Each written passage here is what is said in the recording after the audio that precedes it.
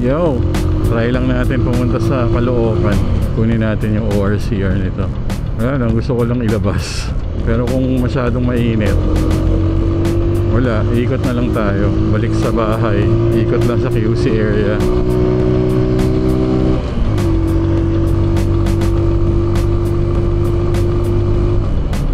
Siyempre, hataw-hataw din natin. Break in.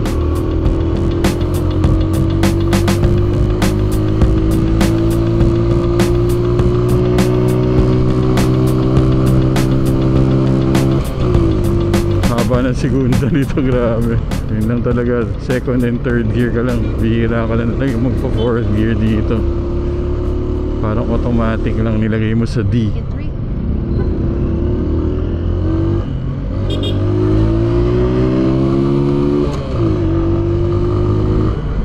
Hard brake in. Mabilis din pala, parang best pa lang din. Enjoyin lang natin to. Kanina umaga iniisip ko nga magma-relax solo, pero wala tinamad ako Kinayod nila to, hindi naman to sira. Labo talaga. Why do you do that? Nakailang palit na to. Kaya umaalog dun sa loob ng top box. Kinabit ko na pala yung GB box dito for my consideration. I think it looks good on it. Sana matibay. Hinigpitan ko naman Nag-i-edge sa gaming tayo. Yung upuan niya parang tinutulak ako harap pa forward. Yung lambot okay naman, firm. Pero ewan natin, tingnan natin kung matatagalan natin. Kung hindi, hanap tayo ng solusyon. Yun tinutulak ako pa harap Ang init, grabe.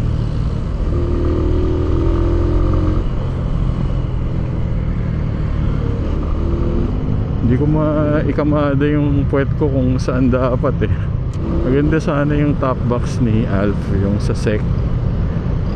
Kaso parang maliit siya masyado Pag yung Niura naman, baka masyado siya mabigat. Kaya dito muna tayo sa GV. If not, then we can buy yung katulad ng kay Alf. Basta plastic lang for this. Kasi ayaw natin magdagdag ng weight. Mahina hatak nito In 800 meters, turn right on 170 Quezon Avenue West. Quezon Ave tayo pinapadaan. Bakit kaya hindi sa North Ave?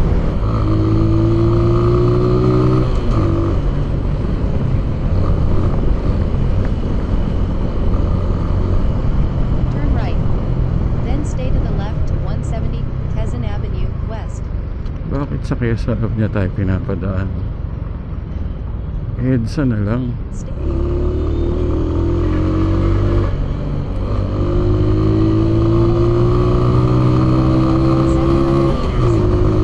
to the right to Quezon Avenue, West Outer Service Road.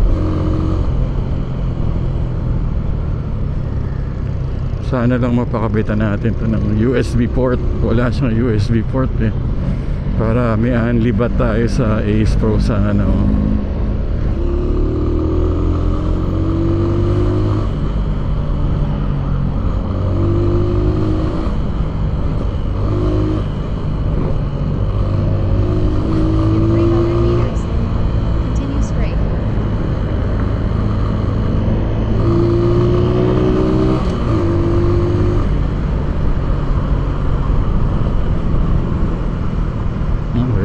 checking the top box, matibay naman.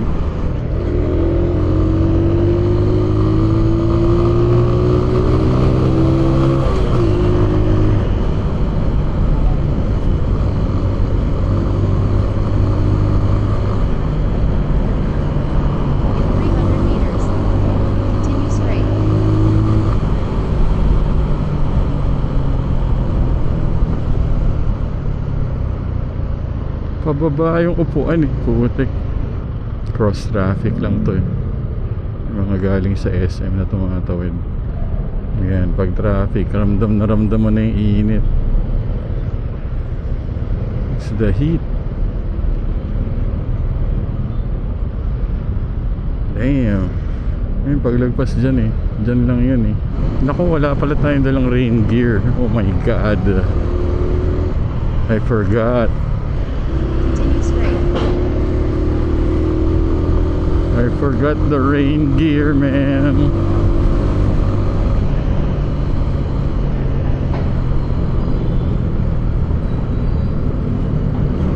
Continue straight on 1 EDSA North.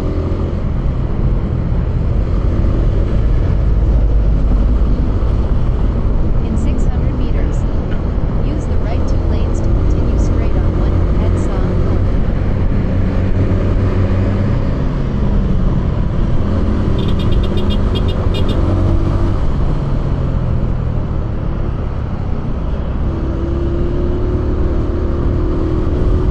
In 300 meters, continue straight.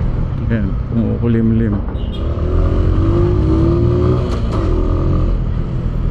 Bottleneck lang yan dito eh. Continue straight on 1 EDSA North. In 1 kilometer, turn left on 8 Jesus. In 300 meters, turn left.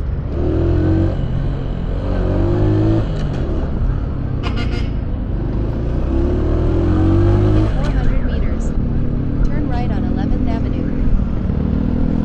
Lapit lang.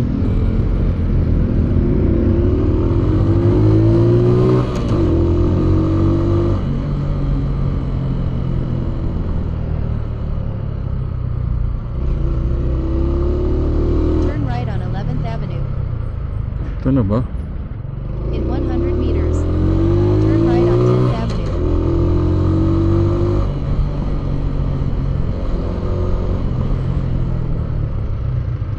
Turn right on 10th Avenue. In 100 meters, you'll arrive at Bristol Motorcycle.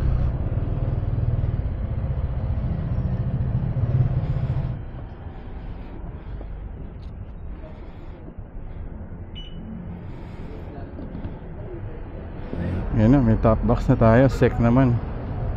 Maiba naman. Mas magaan, plastic lang. Thank you. Papunta EDSA doon, no? Thank you.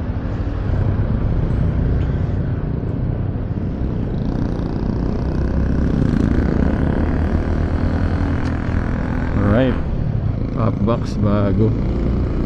Mura lang, kalahati ng presyo ng Niura 27 plastic top box para mas magaan. Sec. I forgot what model this is. Uwi na tayo. Grabe, sarap na nakakalabas gamit ang Cab Pro. Kailangan gamitin din natin yung Vespa, syempre. Estimated time in traffic, 9 minutes. Wow, 9 minutes. Why? Rush hour na ba? Time check 2:40. Minute, grabe. EDSA kaya tayo dito sa Rotonda. Or diretso na lang. Diretso na lang. Still got gas, 2 bars. I'm so happy with my Cab Pro. Grabe, ang ganda. Wala lang talaga siyang USB port. Kailangan natin pa diskartehan. Wow, lalim naman yan. Ano yan? What's happening there? Lalim oh, grabe. Drainage. Hey Cardo, volume up.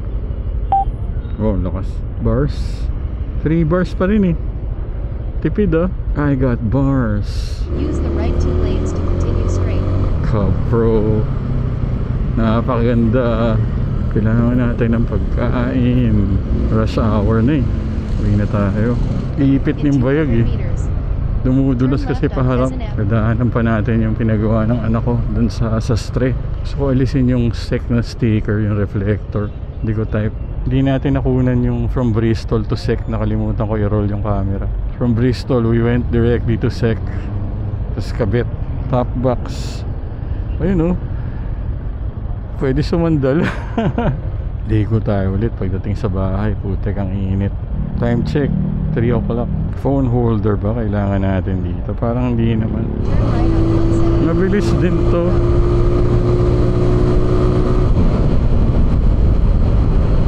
Ikaw kasi nagdidikta din ng gearing eh. Mas pwede ka mag rev match, pwedeng delayed yung pag-angat mo ng paa, parang may clutch, iba-iba eh. Gamitin mo lahat ng technique, depende sa need. Ito na, may build up na. Shit.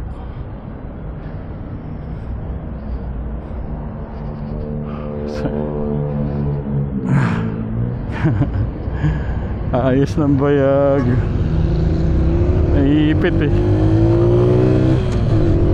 Okay na. What a relief. Ang init kasi. Nakakapangiti naman tong motor na to. Grabe. I'm just smiling ear to ear right now. I'm super happy with the Bristol Cub Pro or the Kamax Cub Pro. Solid ping quality. Puno ang Commonwealth, ang batasan. Baka naka-on yung traffic light. Alright, tapusin na natin dito. We just picked up our original official receipt and certificate of registration, yung mukhang diploma. Palaminate ko daw. Ayoko nga, papakwadro ko na lang. Papaframe natin, display natin sa pader.